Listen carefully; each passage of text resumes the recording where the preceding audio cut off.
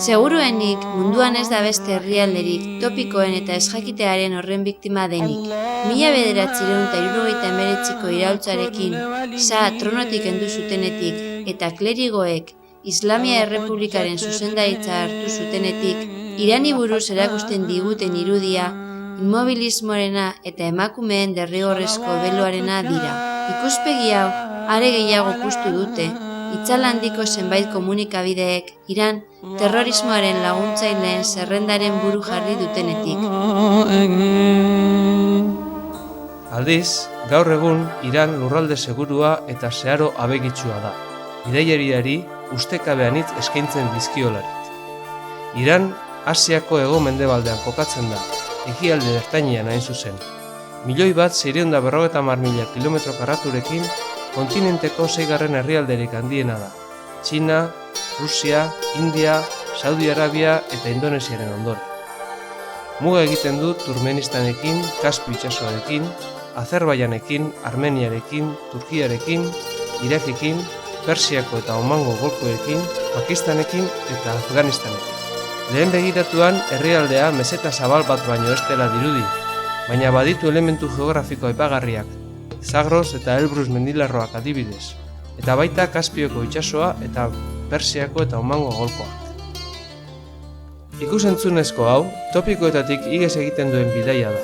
Basamortu itxurako paisaia lehorraren leloaren kontra, Kaspio itsasoaren ulertzetan, paisaia berdea eta ia tropikala aurkituko dugu, bagadiez eta arroz eta tesoroez osatu. Paisaia lau eta harritsuaren leloaren kontra, ia 6.000 metrotako mendiak dituzten mendilerroetan zehar ibiliko gara, eta baita mendirik handienera igo ere bai, 5.671 metrotako Damabanera. Biztanleria xiita eta homogeneoaren topikoaren kontra, aintzinako ohiturak mantentzen dituzten biztanle nomadak bisitatuko ditugu. Hala nola, Xaxaban nomadak Zabalan mendiaren magalean eta Kaskai nomadak Zagros mendilerroa. Emakumeen derrigorrezko uniforme beltz islamiarraren topikoaren kontra, koloredun buruzapiak aurpegia makilatua eta gutxi arte debekatua izan den bakeroen gainean soineko estuak daramatzaten emakume iraultzaileak ezagutuko ditugu. Fundamentalismo islamiarrean oinarritutako kultura zorrotzaren topikoaren kontra, kultura eta arte ondare arratz aberatsa aurkituko dugu.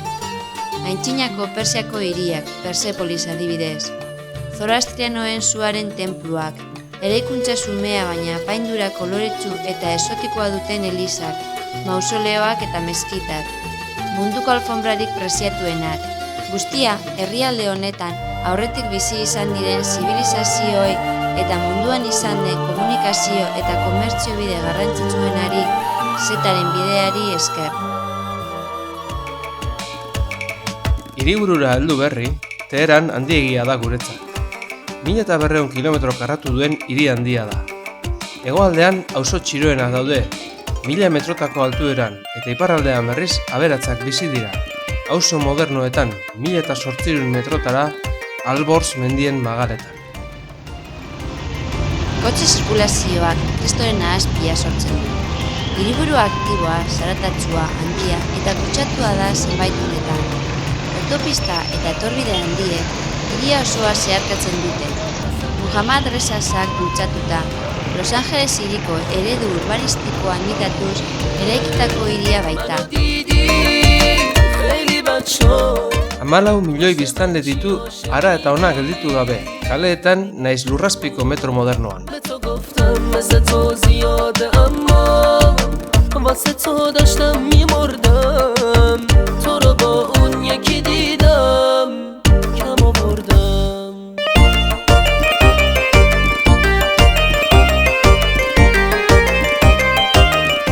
Islamiar munduko hiririk garrantzitsuena den arren, atentzioa eman digu bere izaera moderno, laiko eta zibila.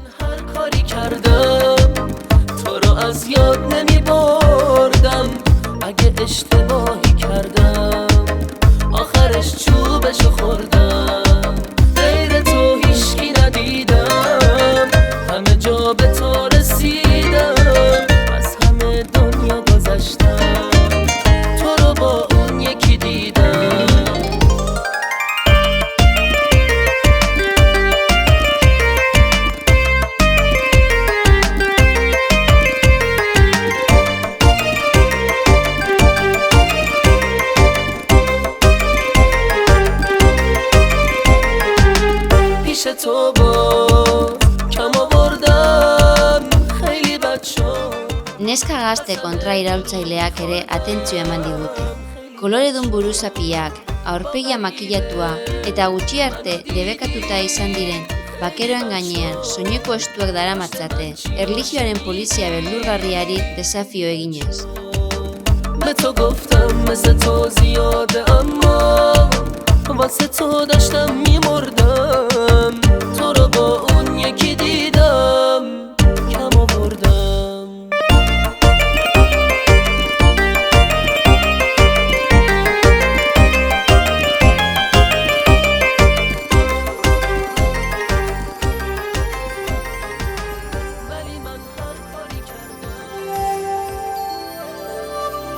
Iranen oraindik nomadak bizi direla erabat ezezaguna da oro har. Nomada hauek, sasoirik sasoi, alde batetik bestera dabiltza abereentzat larre hobeen bila, trasumantzian hain zuzen.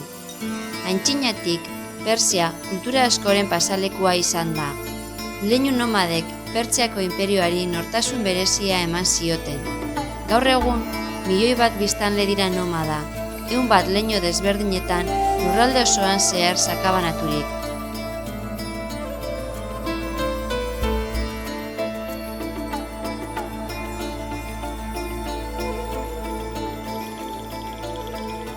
Leinurik handiena kurduek osatzen dute Khuzestan probintzia. Luruak eta baztiariak Zagros mendilerroaren hegoaldean bizi dira. Kaskaitarrak Farsen, turkomanoak ipar mendebaldean, Balutxiak hegoaldean, Khorasanen, eta Absarrak eta Sasabandarrak ipar ekialdean, Azerbaijanetik hurbil. Sasabandarrak ezagutzea da gure bideiaren lehen helburua. Horretarako iparrekialdera jo dugu Ardabal hirira, eta handik Sabaran sumendiaren magaletara, Sasabandarrak bizi diren kanpamenduetara hain zuzen. Sheikh Shafioddin mausoleoa Ardabil hiriko eraikin ikusgarriena da. Mausoleo hau Safavida dinastiaren izan zen, Iranen historian dinastia garrantzitsuenetakoa. Ardabalen agindu ziguten bezala, Sabalan sumendiaren hegaletan, 3.500 metrotako garaieran, Sasabandarren kanpamenduak aurkitu ditugu. 4.811 metrotako mendi hau, Iraneko bigarren mendirik handiena da.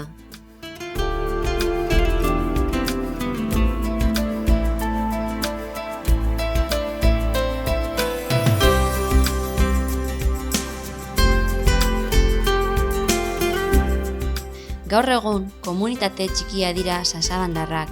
Aldiz, Iranen historian eragin handia izan zuten. Jatorri mongoliarra eta turkomanoa dute, eta Iranera 13. mendean etorri ziren Txinako inperiotik mongolen inbasioekin batera.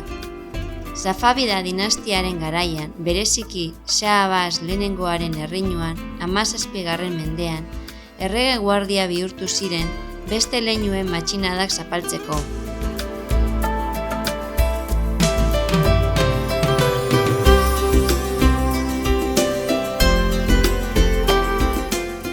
Azari hizkuntza turkiarra hitz egiten dute. Leinua 30.000 familiak osatzen dute, hotz 180.000 bat biztanle. Horietatik 5.000 lagun dira erabat nomada gaur egun.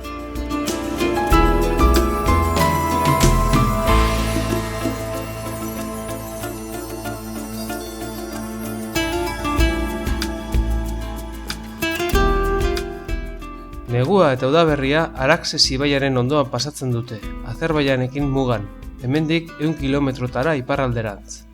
Maiatzaren bukaeran inguru honetara mugitzen dira bere abere guztiekin.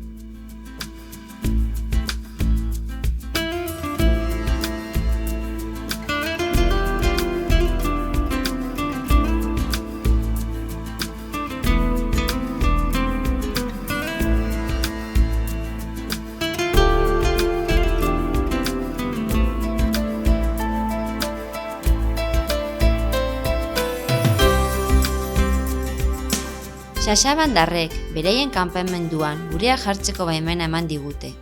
Are gehiago, gonbidatu berezia bezala hartu gaituzte. Kanpotarren bizita ez baita oso ohikoa hemen. Horrela, kanpamendu batetik bestera, gora eta bera ibiliko gara hurrengo egunetan. Munduko beste edozein herri nomadak bezala, oso abegitsuak dira.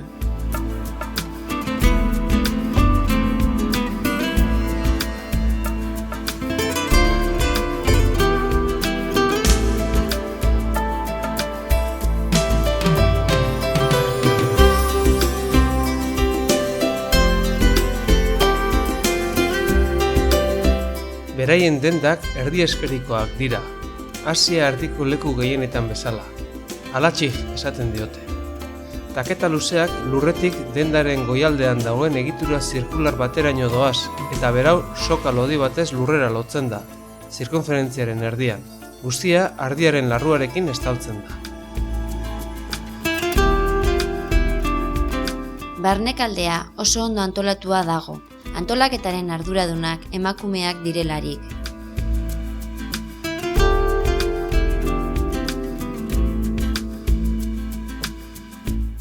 Kanpamenduko zeregin gehienak ere emakumeen ardura dira, jantziak garbitu, harrikoa egin, lorak sailkatu infusioak eta sendagaiak egiteko, ardiak jeitsi,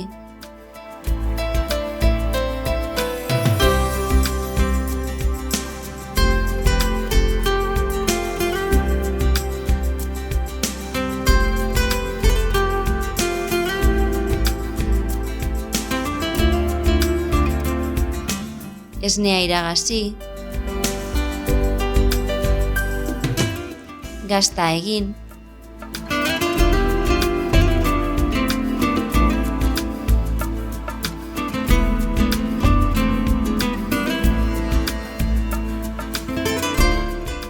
elikagaiak antolatu,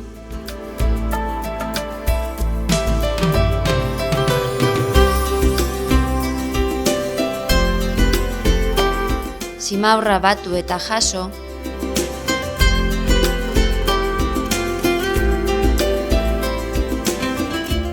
oioak elikatu, ogia egin,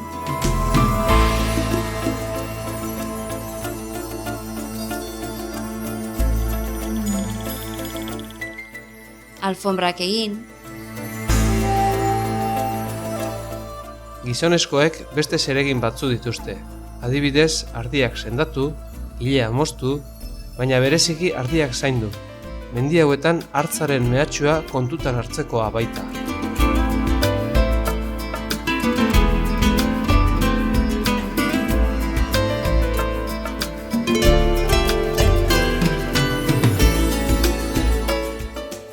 Bizitza gogorra, beti lanean. Aldiz, irrifarrerik ez da faltak izakume hauen aurpegietan, eta honi esker etxean bezala sentitu gara.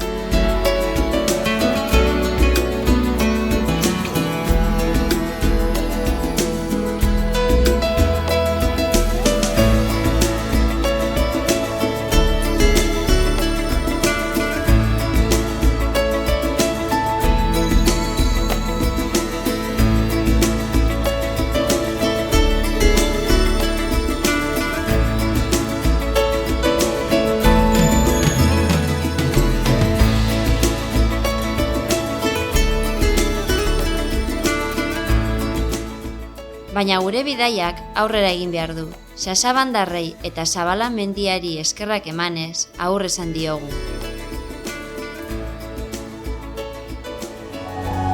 Lurralde garaietatik Kaspio itsasora jaitsiko gara orain.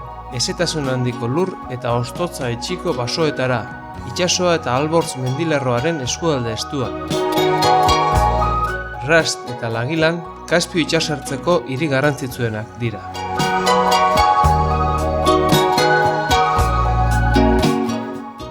Kaspio munduko lakurik handiena da. Teherango hiritarrentzat lekuri gustokoena oporrak igarotzeko.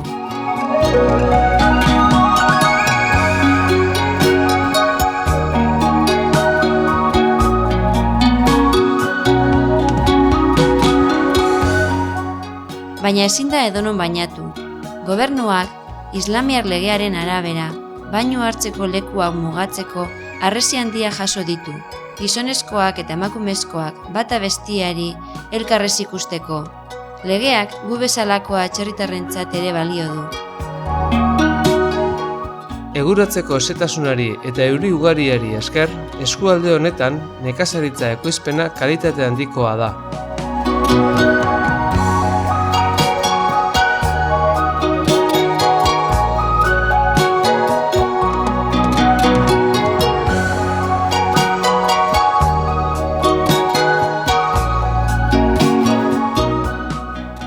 Arroza da iraniarren dietako oinarrizko elikagaia eta baita laborantza nagusiena ere. Arroz oro handiak aurki ditzakegu itsasoa eta mendien artean.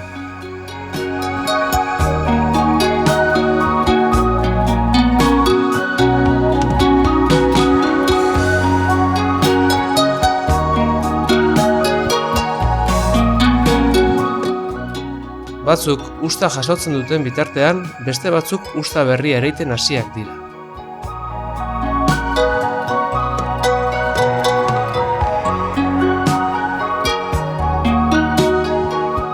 Tearen laborantza ere oso garrantzitsua da eskualde honetan.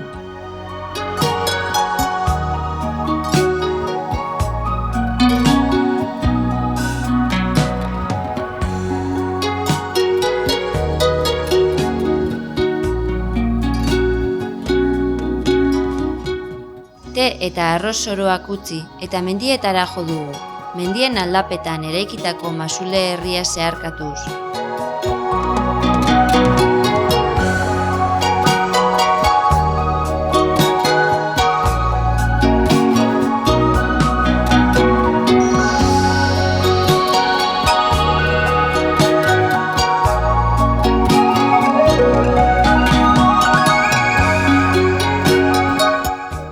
Mendigunea hostotza itxiko baso zabalek osatzen dute.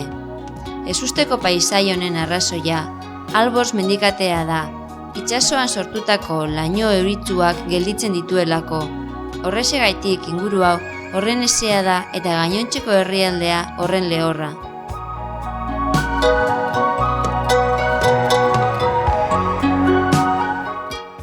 Basoan barrena, Aintzinako gotorleku hau aurkitu dugu.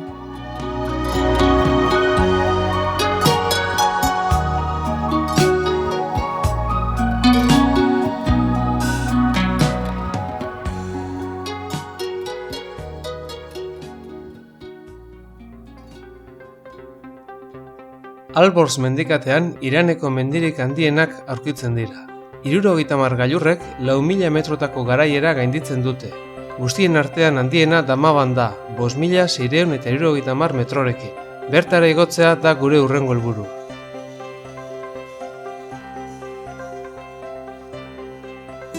Autobusez kostaldea utzi eta mendi artean sartu gara. Berehala, paisaia lehor bihurtzen da, baina altuera irabaziala paregabeko ikuskizuna dakusago.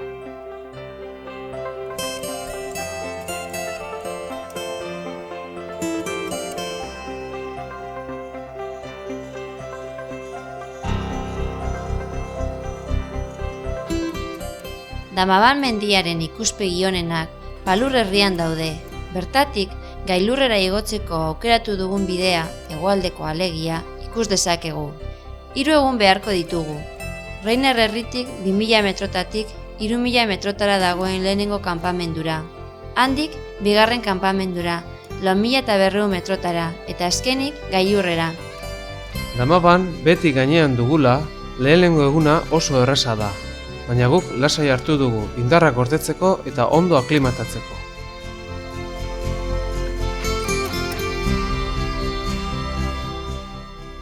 Hegoaldeko bailaren ikuspegia ikusgarria da hemendik.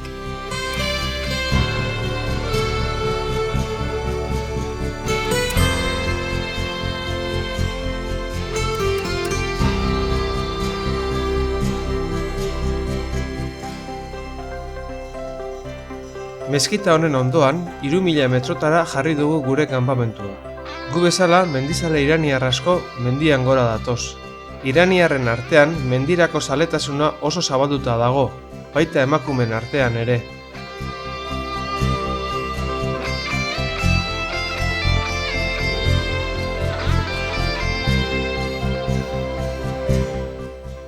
Bigarren eguna ere erraza da, naiz eta etengabeko aldapa izan, batzutan handi samarra. Bidea arantzadun landare eta likenak dituzten harri artean doa. Aldi berean, hegoaldera ikuspegia zabalduz doa.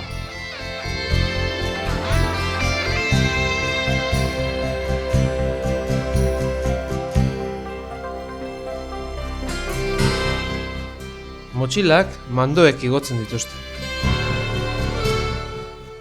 Eguerdi aldera, bigarren kanpamendura heldu gara, 4.100 metrotara, hau ustekabea. 100 mendizaleen artean, oso zaila egin zaigu kanpin denda jartzeko lekua aurkitzea. Masifikazio honen arrazoia, Mahomaren jaiotzaren ospakizunagatik, iraniarrek duten 4 eguneko oporraldia da. Hala ere, gu pozik gaude. Atzerritar bakarra garenez, kanpamenduko bitxikeria gara, eta guztiek ezagutu nahi gaituzte. Batzuk gailurra ospatzen dute dagoeneko. Eta poliki-poliki, eguzkia jaitziala, paisaia ikaragarria ikusgarri bihurtzen da.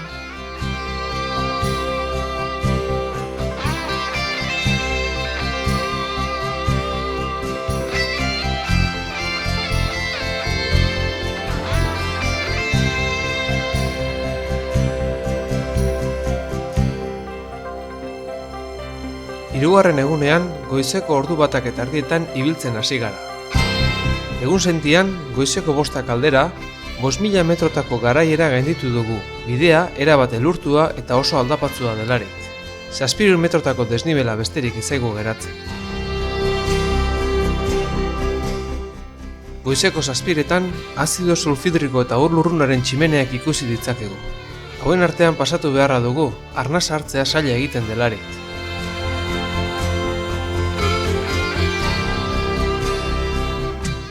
Azkenik, abuztuaren 12ko goizeko 7:00 lehenengo iraniar taldearekin batera Damabal mendiko gailurra gainditu dugu.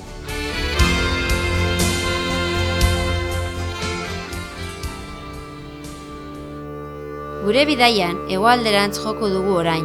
Erdialdeko, mendilerroko eta iraniar mesetako bailara eta herrietan zehar. Lehen helmuga Kuon hiri sakratua da. Kuon, Irameko bigarren erlijio hiri garrantzitsuena da. 8. xiita imanaren arreba izan zen Fatimaren hilobiaren inguruan bizi da hiri hau. Bertara, 100 eta milaka errome xiita datoz egunero, Fatimaren hilobia gurtzera. Kuonen daude islama ikasteko eskola garrantzitsuenak, hemen madrasa deritze. 100 mula eta aiatolak hementxe ematen dute eskola. Kleroa da botore politikoaren jabe Iranen. Izatez, 1979ko iraultza islamikoa herri honetan antolatu zuten.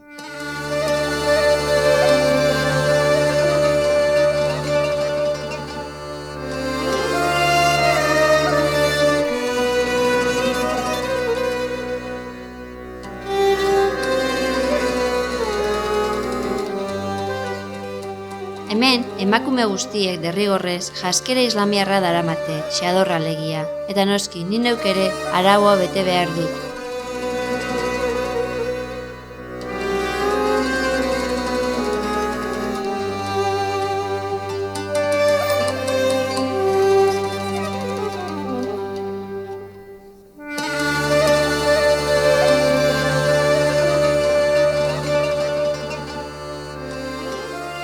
Hiribarruko autobusetan, emakumeak eta gizonezkoak bananduta bidaiatu behar dute derrigorrez.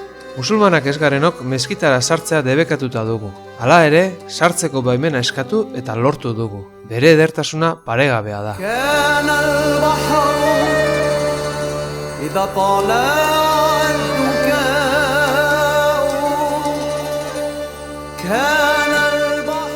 Debozioa erabatekoa da hemen. Xiismoa islamaren adar bat da. Mahomaren familia arteko ondorengoak bakarrik hartzen dituzte iman edo oinordetzat. Beste adarrak, sunismo adibidez, beste irizpide batzuk dituzte. Gainera, 1942. Urtean desagertu zen Mahdi imana itzuli egingo dela uste dute. Azken judizioaren aurretik munduan justizia sartzeko. Barrualdean, giroa kaotiko xamarra da, baina aldi berean lasaia. Batzuk errezuan diharduten bitartean, beste batzuk solasean, Koran ikasten, lokuluska egiten. Irteeran, erromes asko atsean hartzen dute alfombra erraldoien gainean, ilunabarreko otoitzaren zain.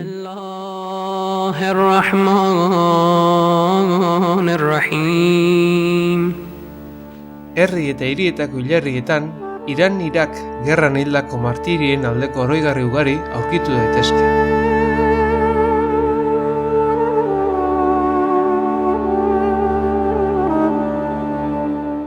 Hilobien ondoan, mural irudi handiak adibidez.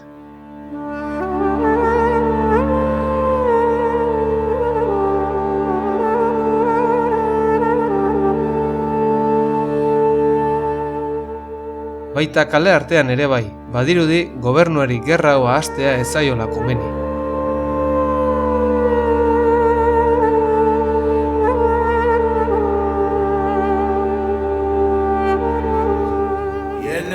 Beste erromes batzu, otoitzaren ondoren, iturri honen inguruan biltzen dira, bata bestiarekin solasean aritzeko.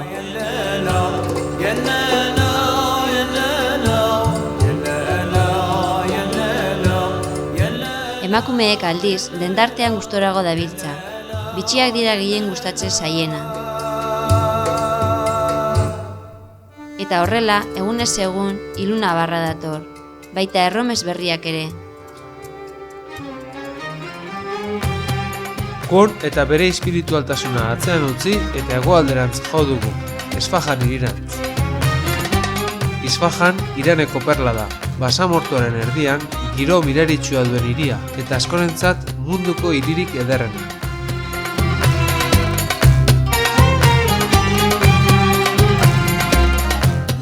Imanaren enparantza, Sahabaz erregeak 17. mendean diseinatutako hiri honen ginda da.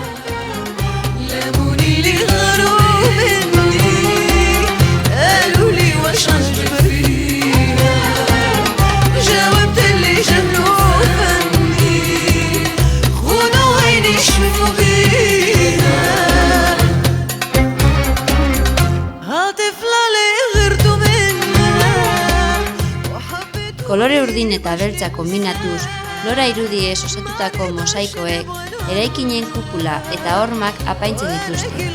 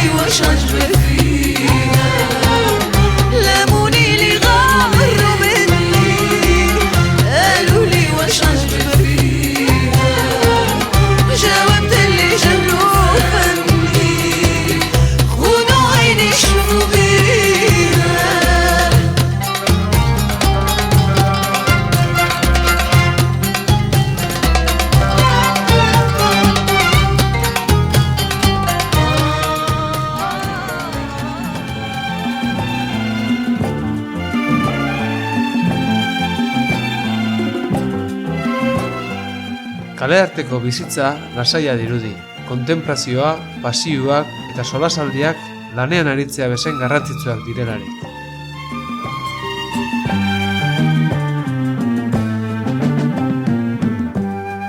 Ia 1000 metrotako garaieran kokatuta dagoenez, temperatura jasangarriagoa da.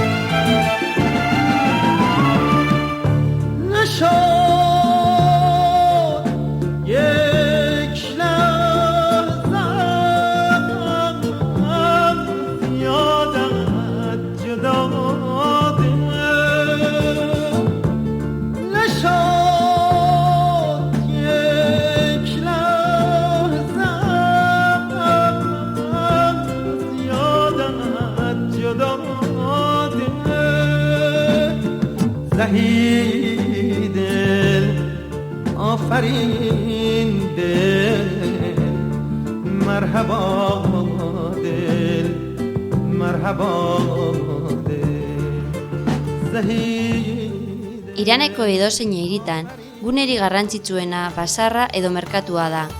Bertako giroak aintzinako ekialdera garamatza. Kaleak estuak dira eta estalita daude eguzkiaren gandik babesteko. Eta kale burutzeetan bobeda miresgarriak ikus daitezke. Bertan, fruituak, espeziak, bitxiak, lapikoak, miniaturak eta pentsaezina den edozein artikulu aurki dezakegu salgai.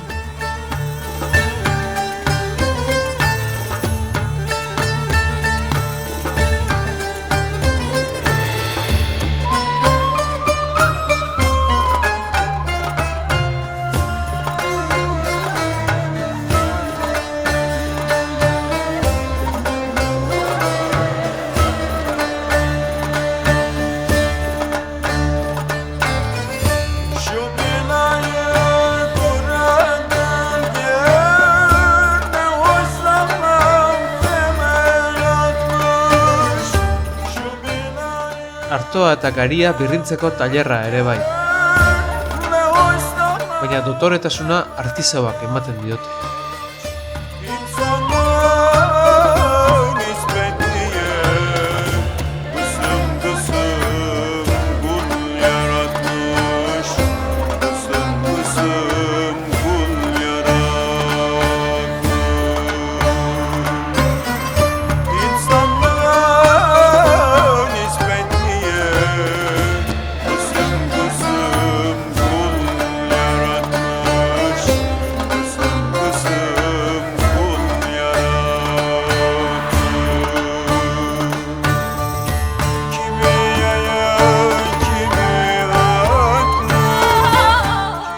Eta noski, alfombra egile eta saltzaileek dioten bezala, Irango alfombrak munduko onenak baitira.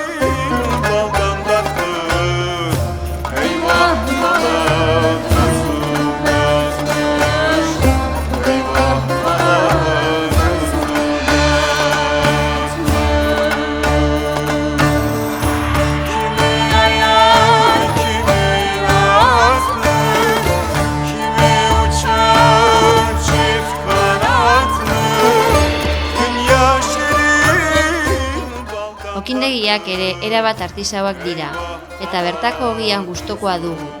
Hemen opilitxurarekin egiten dute, lodiera aldakorra delarik.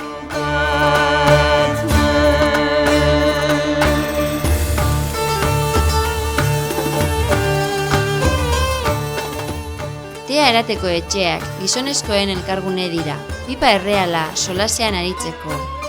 Gobernuak solasaldi hauek arriskutsu antzematen dituenez, te etxeak debekatzen diardu non nahi.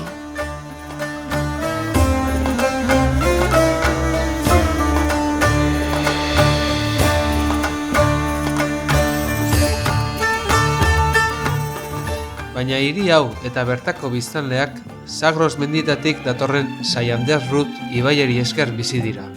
Esfajango edozein eraikin bezala, ibaia ere zubi ederrez apaindu dute.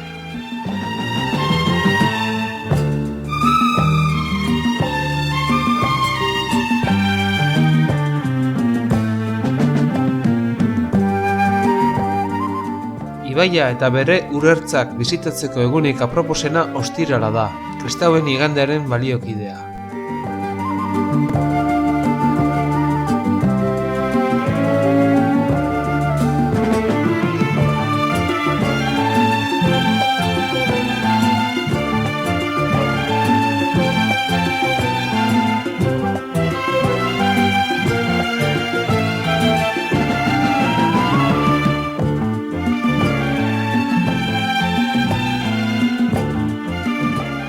Batzu, urertzera hurbiltzen dira, iraniar estilora bainua hartzera. Jantzi gabe ibiltzea debekatua dagoenez, hankak baino ezin dituzte guzti hemen.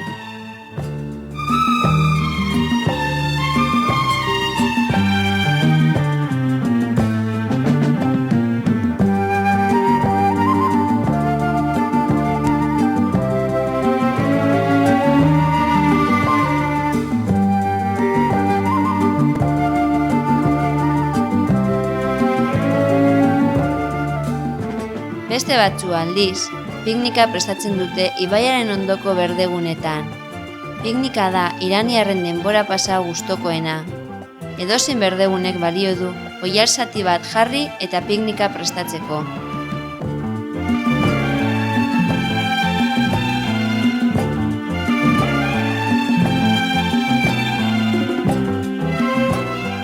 Laster konturatu gara, hemen bitxikeria gu garela. Iraniarrak gu ezagutzeko irrikan daude, neskak batez ere. Baina noski, milari bakarrik hurbildu daitezke, inoiz ez nigana.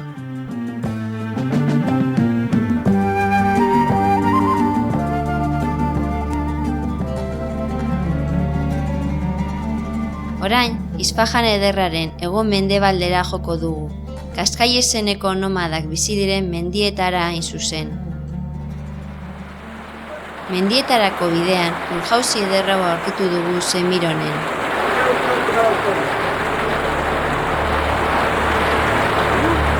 Altuera irabaziala, paisaia lehorrago dirudi. Aldiz, abereen larretan nahiko aberatsa omen da.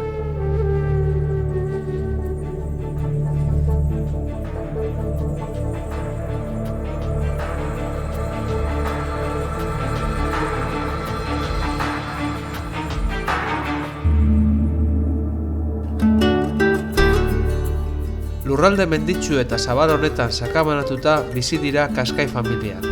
Beraien etxeak xumeak dira erabat, baina aldi berean ikusgarriak. Hauntzaren ileaz egindako oihalaz paralelepipedo bat osatzen dute, aldeetako bat irekita. Zorua berriz alfombraz estaltzen dute. Hemen giro atsegina da eta euri oso gutxi egiten du. Hortaz, etxearen helburua itzala lortzea baino ez da. Gela bakarrekoa da eta jarduera guztiak bertan egiten dira. Bazkaldu, afaldu, itzegi, sukaldean egin eta abar.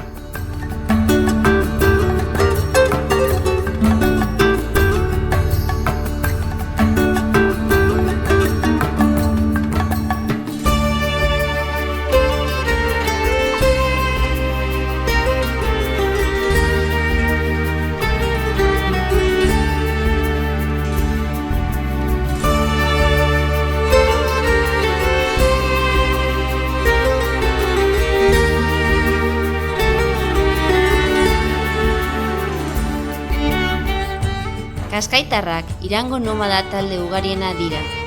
Turkieran jatorria duen hizkuntza hitz egiten dute. Bitxia da, Turkiera hitz egiten den lekuetatik, ekialdea, horren urruti bizi izatea. Negu eta udako bizilekuen artean bidaia luzeena egiten duten nomada taldea ere badira. Udan, Shirazen hegoaldean bizi dira, hemendik 300 kilometrotara. Beraien ohiturak gaur egun arte gutxi aldatu diren arren, aldaketak askartzen ari dira. Orain, umeak eskolara doaz, eta beranduago baita unibertsitatera ere. Zenbat hartzaiek, furgonetak edo lur orotako autopotenteak dituzte. Lehenoen arteko gudak ere bukatu dira. Kultura edo bizimodu honen amenazu handiena, modernitateak dakarren tentazioak dira. Gazte askok bizimodu honi uko egiten hasiak direlarik. 21. mendea, iraniar nomaden azken mendea izan daiteke.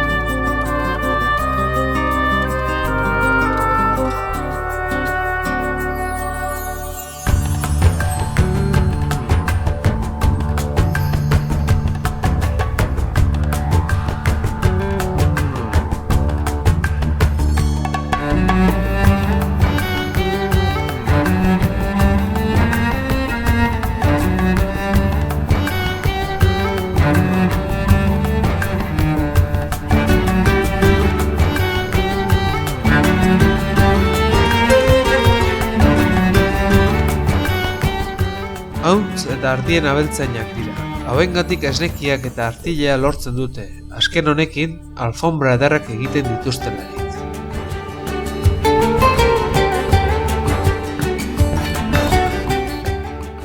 emakumeak dira aberea jaitsi eta esnekiak egiteko arduradunak.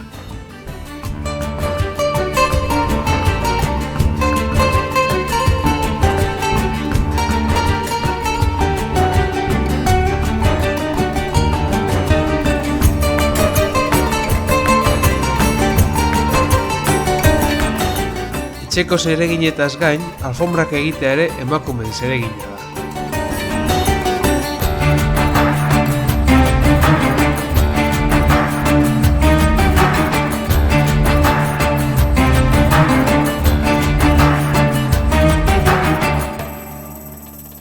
Gure bizitan, ezkontza bat ospatu da eta bertara gonbidatu gaituzte.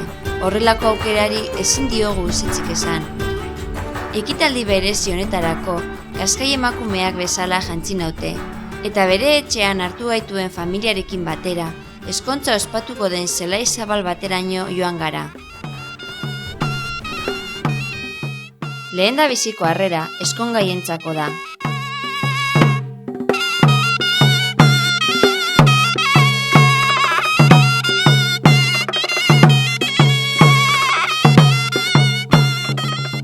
Emakumeak soineko dotoreekin datoz. Guztiak elkarrekin jartzen dira zelaiaren alde batean jasotako dendaren barruan. Familiaren laguntzaz, Mila berehala integratu da.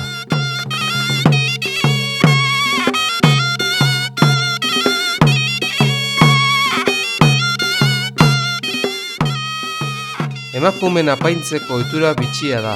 Ilearen bi zerlo, kokotxaren azpian korapilo batez lotzen dituzte.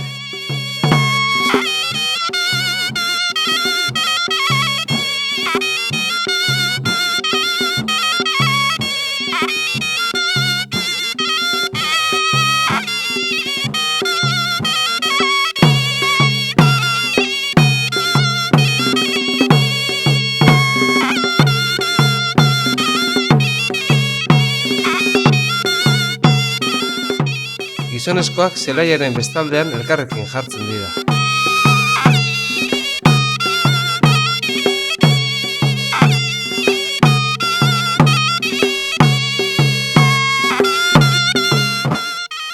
Eta bi musikarik ezkontza alaitzen dute, doinu xelebre honekin.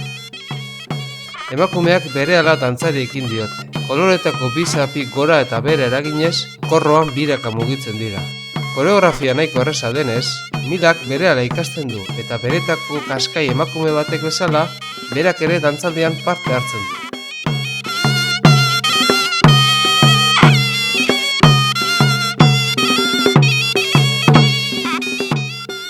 Ondoren, gizonezkoen txanda dator. Bi makila luzeekin erasoan eta defentsan oinarritutako joko batekin dibertitzen dira.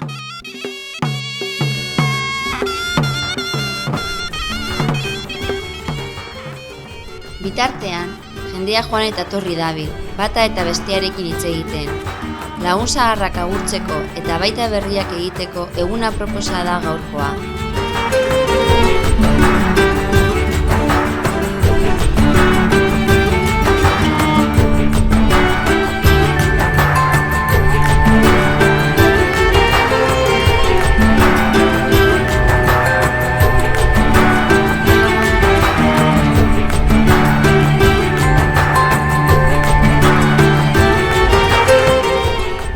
Kaskai talde honen buruzagia den Nosa Reisaren familiarekin egun oso polita pasatu dugu. Benetan eskertzen diogu aukera hau emateagatik.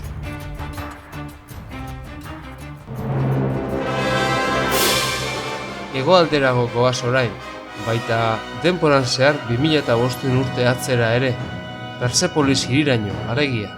Persiar imperioa munduan izan ziren inperioen artean handienetako bat izan zen. Kristo aurretik 6. eta 5. mendeetan batez ere. Meseta harritsu batean galduta, Persepolisek apaindura ederreko zutabeak, eskailerak eta dintelak harro erakusten ditu. Erregak emedideen jauregiri honen eraikuntza, Dario lehenengoak Kristo aurretik 518. urtean hasi zuen.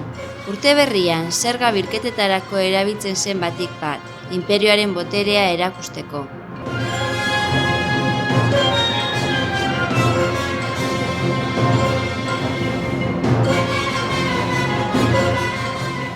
Jatorrizko izena Tankenhamshit izan zen. Beranduago Grekoek Persepolis izena jarri zioten. Persiarrek ezin izan zuten Grekoa gainditu, eta are gutxiago Alejandro Magno. Honek hiriak kiskali zuen Kristo aurretik 313 urtean, inperio handi hau erabat suntsituz.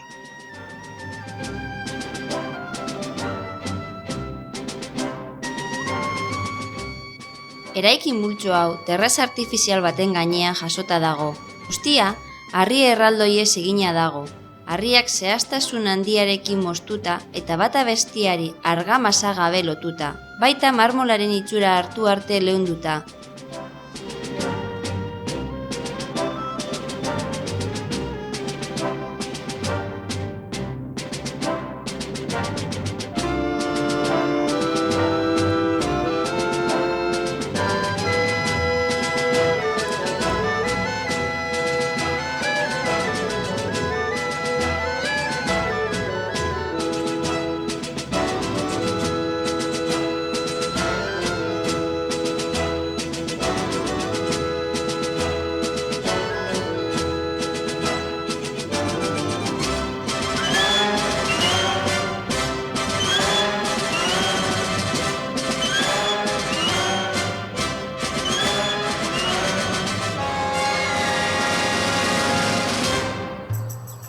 Mendikate zentralaren oinetan eta basamortuaren mendebaldeko hartzean, bi hiri oasi jaio ziren antzina, Jas eta Kashan, gure helmuga berria.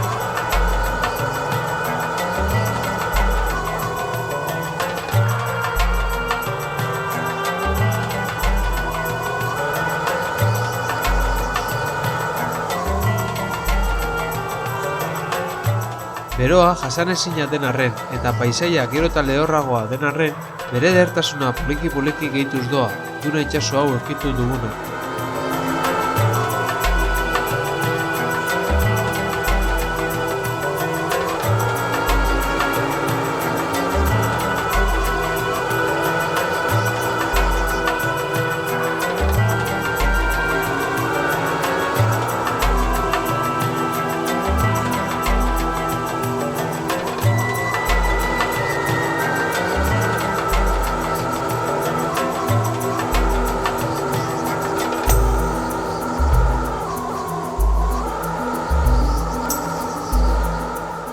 Duna honen gauzari bitxiena, gatzaga ikaragarri bat inguratzen duela da.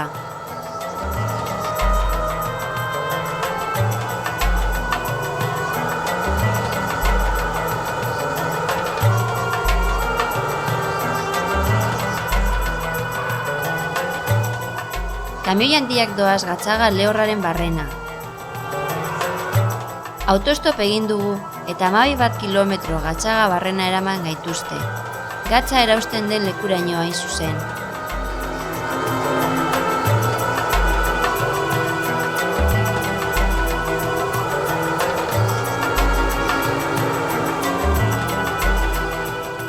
Hemen ere, kamioira kargatzeko gatz tontorrek edertasuna sortzen dute.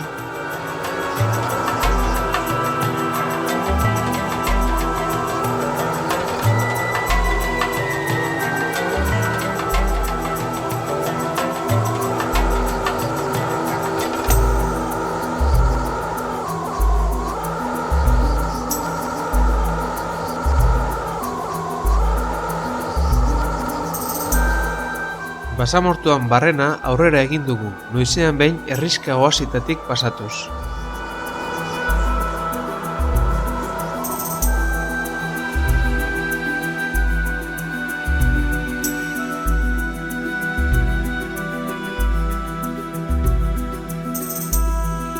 Jas eta Kashan bezalako basamortu hiriak fisionomia berezia dute. Irango beste herriekiko desberdina. Buztinez eraikita daude batipat. Udan temperatura 40 gradu baino handiagoa da sarritan, eta neguan 0,8tik 8 gradutaraino hel daiteke.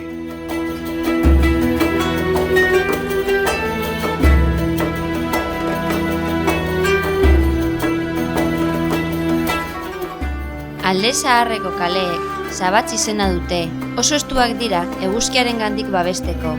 Horrexegatik sarritan estali ere egiten dira.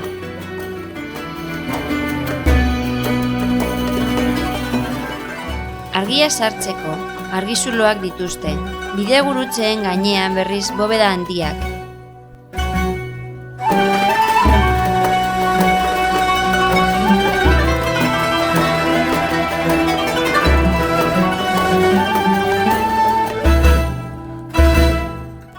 Jauregien edertasuna ikusgarria da benetan.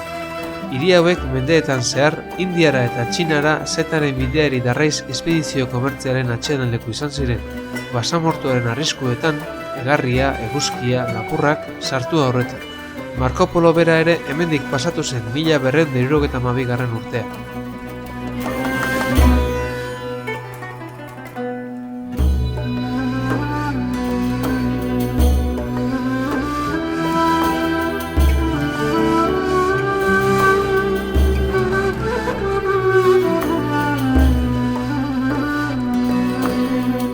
Atentzio eman digute Batgirs izeneko aireztapen dorreek, mekanismo bitxi baten bitartez, eraikinaren aire freskoa gordetzen dute. Inoiz asmatu den aire egokituaren sistemarik ekologikoena dela uste dugu.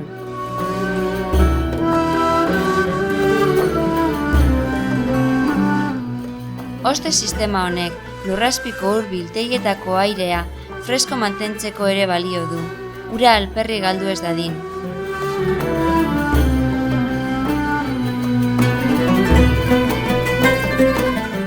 Urbiltegi hauetatik, mendietatik datozen Kanat izeneko ubideak pasatzen dira. Antzina, persiarrek ubide sare ikaragarri zabala eraiki zuten mendietatik hiri eta herrietara ura ekartzeko. Uraren beharrik ez dago Iran. Hemen, ateek soinu desberdinetako bi atekizketa dituzte, bata gizonezkoentzat eta beste emakumeentzat. Era honetan, ate joka datorrena zein sexutakoa den jakin daiteke.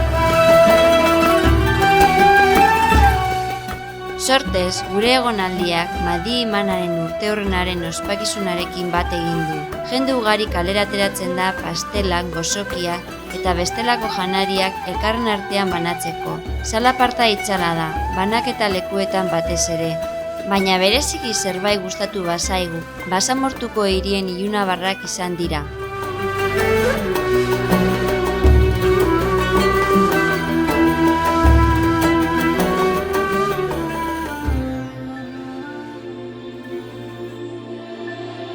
Kaxan hiritik hego-ekialdera, Karkas mendietan 2500 metrotako garaieran eta bailara estu batean kokatuta, Iran osoko herririk sarmangarriena aurkitu dugu, Abiane.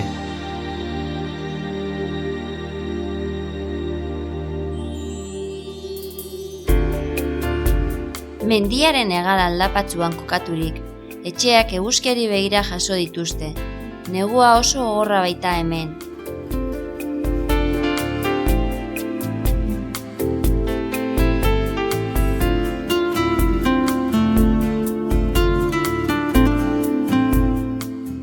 Kaleak hemen ere estuak dira, eta etxeak 2-3 solairuzkoak, buztingorriaz eta egurraz eraikita daude.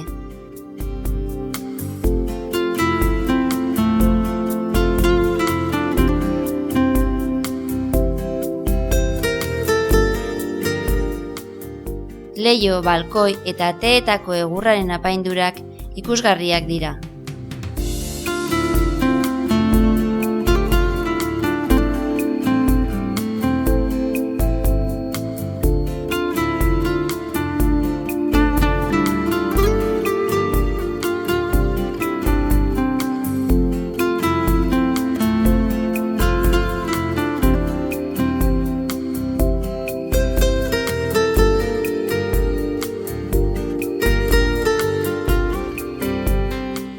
Abianeko emakumeak soineko tradizionalak janzten dituzte oraindik. Lore irudiak dituzten kolore zuriko oihalaz eginda daude. Buruko zapia ere bai.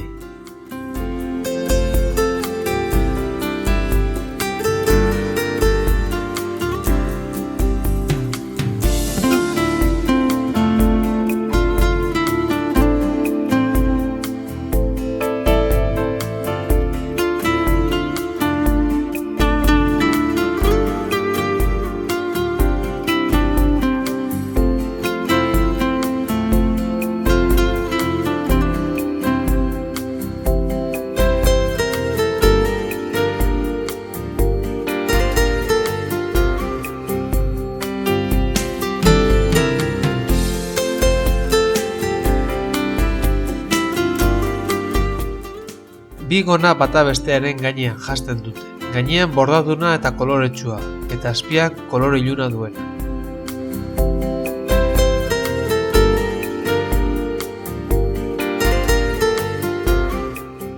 Gizonezkoen frakak beltzak eta zabalak dira.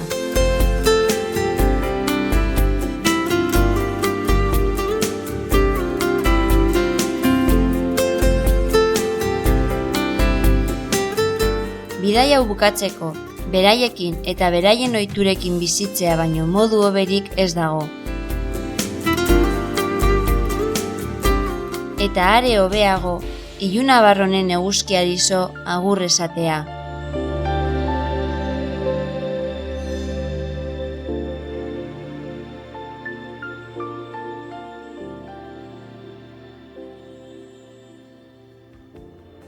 Orain arte egin ditugun bidai guztien artean, bizilagun maitagarrienak eta abegitsuenak Iranen aurkitu ditugu.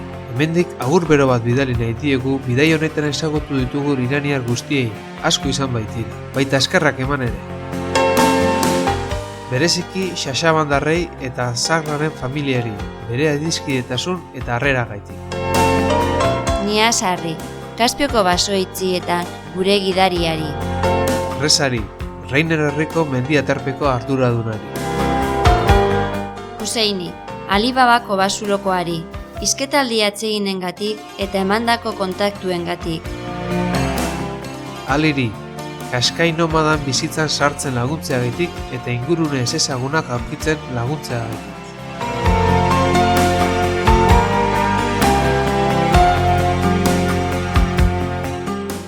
Atenari, Abiane herrian gure anfitrioi izateagatik. Ali Rezari, bere laguntza desinteresatuagatik eta elkarrizketa interesgarriengatik. Eta noski, beraien ateak eta bihotzak ireki dizkiguten iraniar familiei, guztioi eskerrik asko.